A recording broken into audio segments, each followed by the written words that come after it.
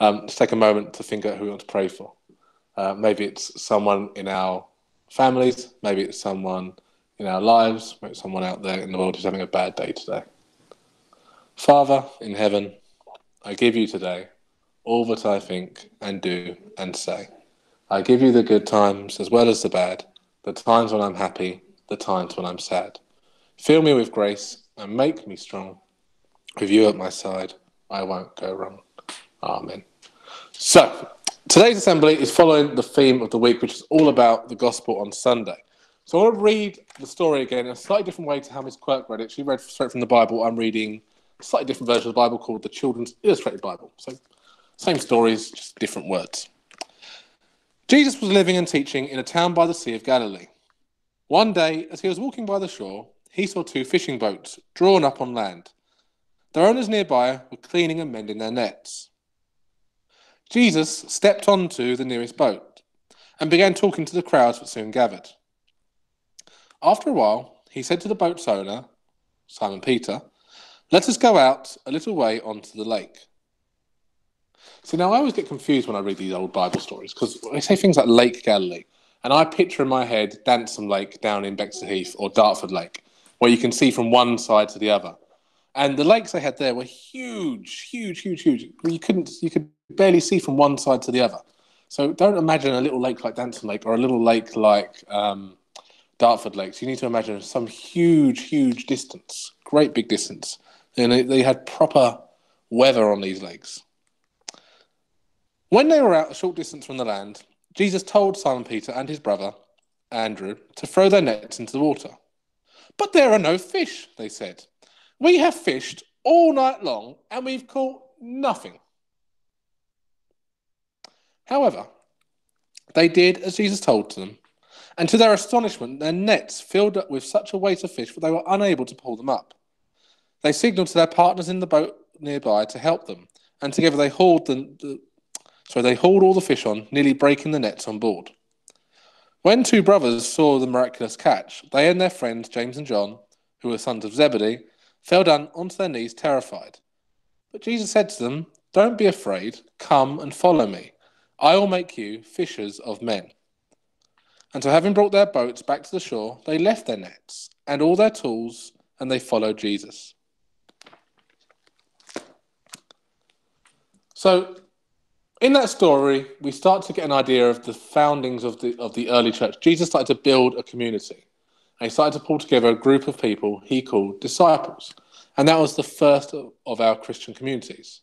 Now, I want to show you this. This is a symbol you might be familiar with, you might not.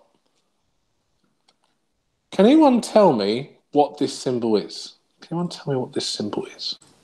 I'm going to open up the chat. Can anyone tell me what that symbol is? I know it's a fish.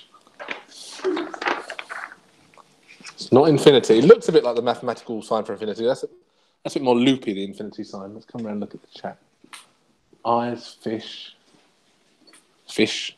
Yep, so it's a fish. It's a fish and it symbolises that story. Good. I get the impression you want more than just fish. It's fish. Okay, super. So, yes, it is a fish. And this is one of the early Christian symbols. So when we think of Christian symbols, most of us think of the cross, don't we? We think of the cross like this one, or the crucifix. That's what Jesus died on. But this is another Christian symbol. And sometimes when you're driving around, you might see it on the back of people's cars. It's a way of showing people they're Christians. And it reminds us of lots of different Bible stories, because lots of Bible stories feature fish. There's this one, which we've just read. There's the feeding of the 5,000.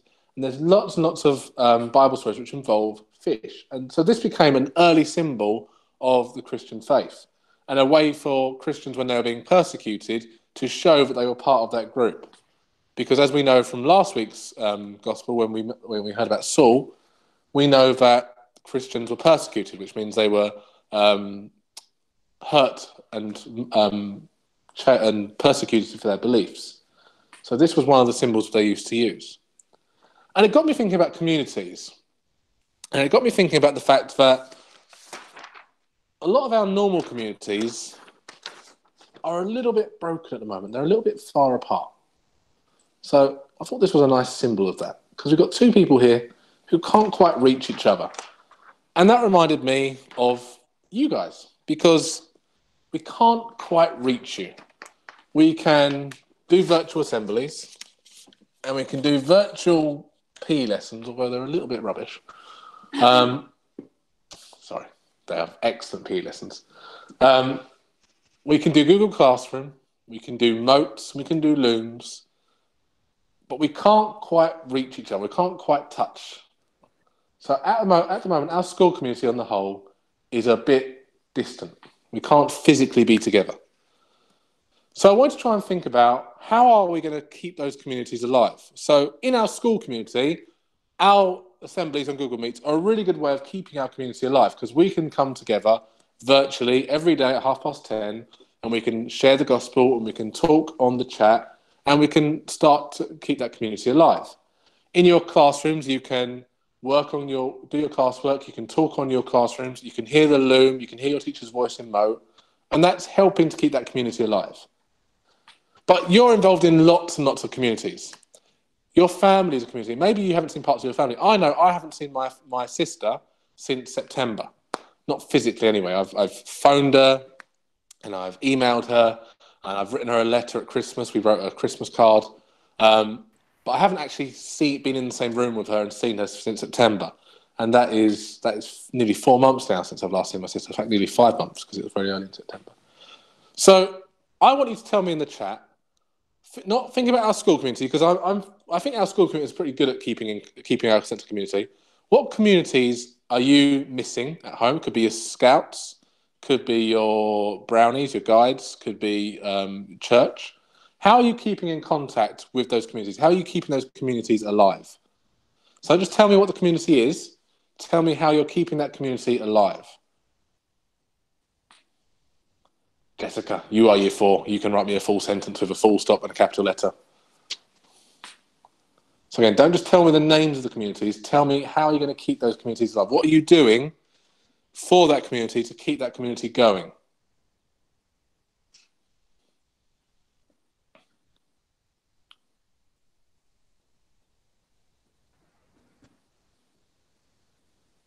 Can I write one? You can write one. Let's have a look. You can see. So Luna had an idea about a Zoom meeting. Okay. So what else are we doing to keep our communities alive? Oh, Poppy's got a good answer. I'm going to come a little bit closer to read that. So brownies, are we doing Zoom so we can see and talk to each other through a screen, but not physically?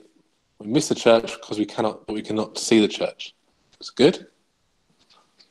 So what else are we doing to keep our communities alive? Who else has got a really good answer like Poppy in year 5? Oh, Miss Ball, what did you say? You said, I'm missing my football community.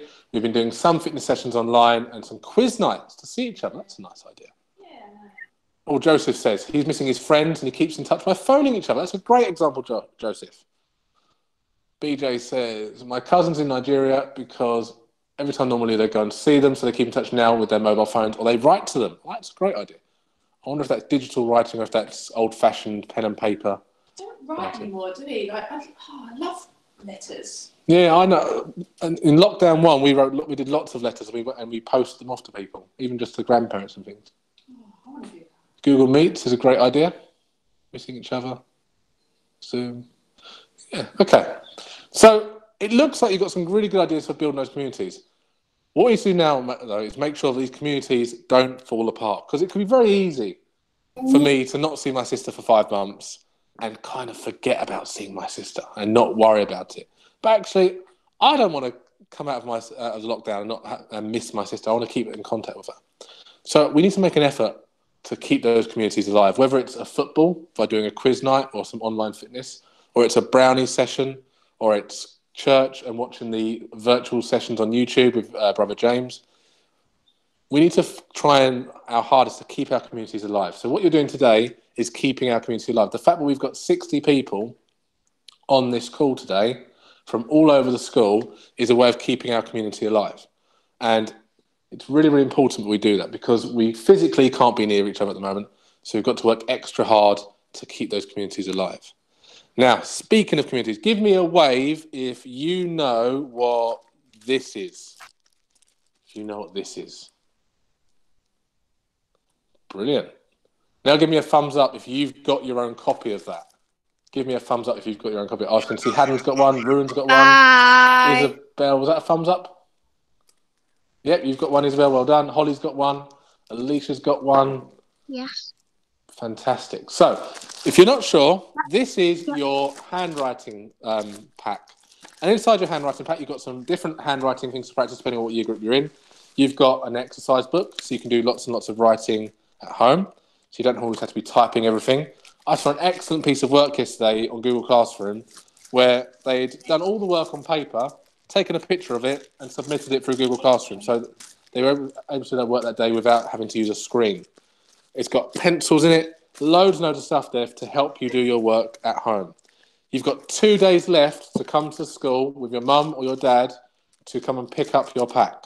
So you've got 2 days left to come and get that. If you've got family, siblings in younger year groups, you can also come and pick up a pot of Play-Doh. And this is for Dough Disco. And what you probably don't remember from being little is that it's very, very hard to pick up a pencil. Pencils are quite fiddly things. So using Play-Doh and squelching around in your hands and doing things like that builds your finger muscles so that you can hold a pen more easily.